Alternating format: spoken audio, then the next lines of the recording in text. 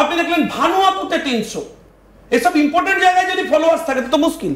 আমাকে দেখতে হবে কোথাকার ফলোয়ার্স। আমি অর্পণের কাছে যাই। হ্যাঁ, না, প্রথম কথা হচ্ছে শঙ্কুদা প্রথম থেকে একটা কথা বলছে যে অর্থের বিনিময়, এই অর্থের বিনিময়ে এই ইনপুটটা কোথায় দেওয়া হয়েছে? এখনো পর্যন্ত এই যে আমি বাংলার ডিজিটাল যোদ্ধা যে কর্মসূচি তৃণমূল কংগ্রেস গ্রহণ করেছে, তৃণমূল কংগ্রেস আইটি সেলের মাধ্যমে বা সমস্ত শাখা সংগঠন একত্রিতভাবে আমরা সেই কর্মসূচিকে প্রপাগেট করছি, এখানে কোথাও অর্থের কোনো কথা বলা হয়নি। কেন শঙ্কুদাই অর্থের কথা? না, আমি এটা বলছি না, আমি জানতে চাইছি মমতা বন্দ্যোপাধ্যায় কি ব্যর্থ? আমি এই উত্তরটা দেব। যদি মমতা বন্দ্যোপাধ্যায় কি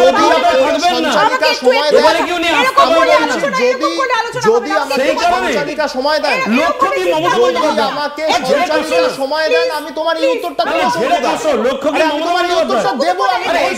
উত্তরটা দিতে দাও, তুমি উত্তরটা নাও। আমি দিচ্ছি আমি দিচ্ছি উত্তর। মমতা বন্দ্যোপাধ্যায়কে দিয়ে আর হচ্ছে না। আমি এটা কোনো পদ্ধতি না অর্পণ। তাহলে এই যে টাকার কথা যখন বলা নেই, তার মানে কি এরা ফ্রিতে কাজ করবে? আমি আপনাকে বলছি এই এখনো পর্যন্ত কোথাও অর্থের কথা বলা হয়নি। এবং যারা আপনি শুধু তৃণমূল কংগ্রেস আইটি সেল বলে দেখবেন না, আমি বলছি, আমি আপনাকে বলছি আপনি শুধু তৃণমূল কংগ্রেস আইটি সেল বলে দেখবেন না, আপনি যদি আনুষ্ঠানিকভাবে তৃণমূল কংগ্রেস আইটি সেল দেখেন তাহলে তার দেবাংশু ভট্টাচার্যের নেতৃত্বে একটা 34 জনের রাজ্য কমিটি আছে। কিন্তু আমরা বিশ্বাস করি, আমরা যারা তৃণমূল কংগ্রেসের মাঠে ঘাটে রাজনীতির সাথে সোশ্যাল মিডিয়াতেও লড়াইটা করি, আমরা বিশ্বাস করি তৃণমূল কংগ্রেসের এই সোশ্যাল মিডিয়া বা ডিজিটাল যে পরিবার, সেই পরিবারটা এই অফিসিয়াল যে তৃণমূল কংগ্রেস আইটি সেলের রাজ্য কমিটি বা পরবর্তীতে যখন এটা আরো এক্সটেন্ডেড হবে 35টা সাংগঠনিক জেলায় বিস্তার হবে, তার থেকে অনেক বড় অনেক মানুষ। আমি তোমাকে বলছি এটা আমার দলের ব্যক্তিগত, এটা আমার দলগত বিষয়। তুমি যেমন তোমার দলের তুমি যেমন তোমার দলের রণকৌশল ডিসক্লোজ করবে না, আমিও আমার দলের রণকৌশল ডিসক্লোজ করব না। এটা হ্যাঁ, যেটা করার সেটা করছি। আমার দলের কর্মসূচি আমি ডিসক্লোজ করছি। 35টাতে তোমাদের আমাকে উত্তরটা দিতে দাও। আমি ধন্যবাদ জানাই তোমায় যে 35টা জেলাতে তোমাদের কোনো কমিটি হয়নি। যখন তৃণমূল কংগ্রেসের আইটি এবং সোশ্যাল মিডিয়া উইং তৈরি হচ্ছে, সেখানে স্পষ্টত লেখা থাকছে এবং এটাই আমাদের দলের নিয়ম যে মমতা বন্দ্যোপাধ্যায়ের নির্দেশানুসারে তার অনুমতিক্রমে এবং তার আশীর্বাদ নিয়ে এই সংগঠন তৈরি হচ্ছে। এইটাই কি দলের একটা সংগঠন যে যেখানে একজন মানুষের আশীর্বাদে সব হয়? যেটা শঙ্কু বলতো যে দলের একটা গঠনতন্ত্র আছে, সব কথা সব জায়গায় বলা যায় না।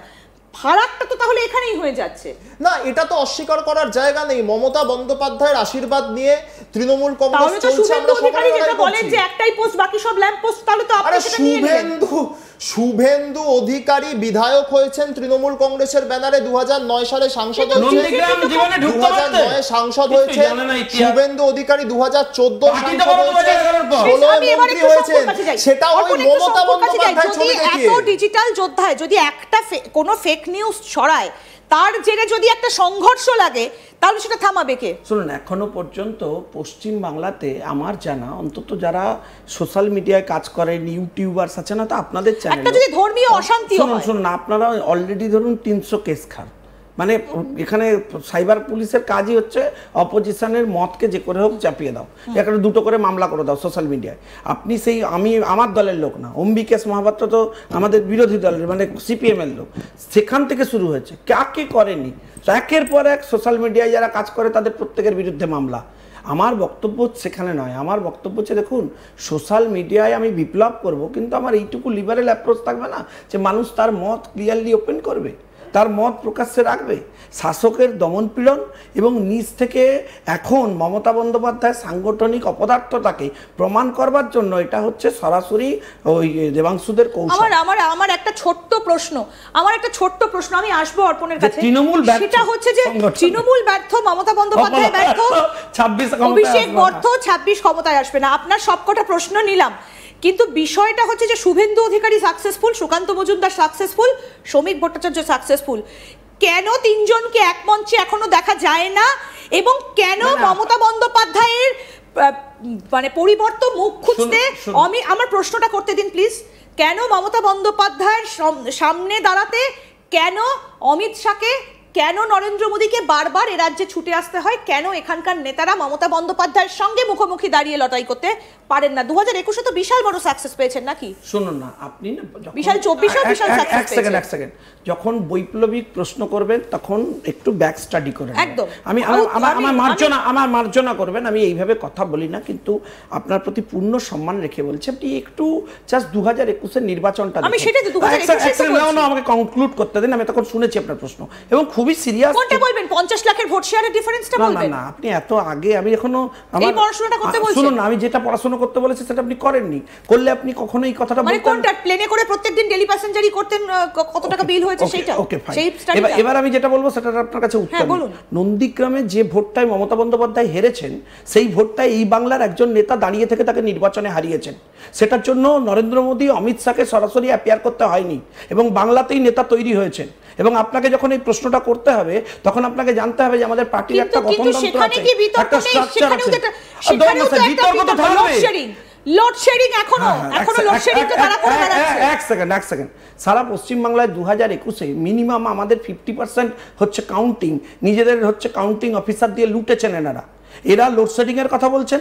রাজ্যে বিদ্যুৎ পর্ষদ, আমার প্রশ্ন শেষ করতে হবে, এরা আজকে শুনে নিন, এরা লোডশেডিং এর কথা বলছেন। রাজ্যের বিদ্যুৎ পর্ষদ কার হাতে ছিল? যে ওখানে কাউন্টিং অফিসার ছিল, সেই কোথাকার কাউন্টিং অফিসার?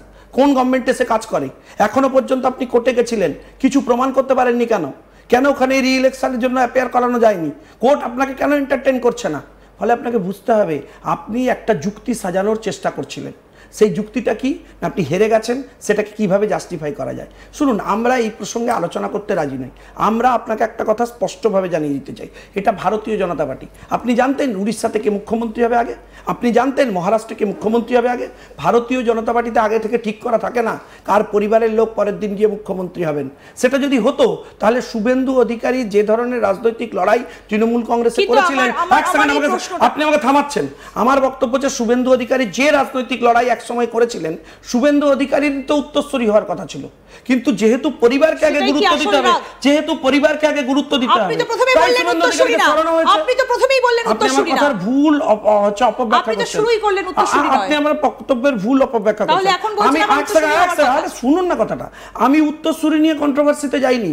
আমি বলেছিলাম যে যোগ্যতার মাপকাঠিতে দুজনকে এক সারিতে বসানো যায় না।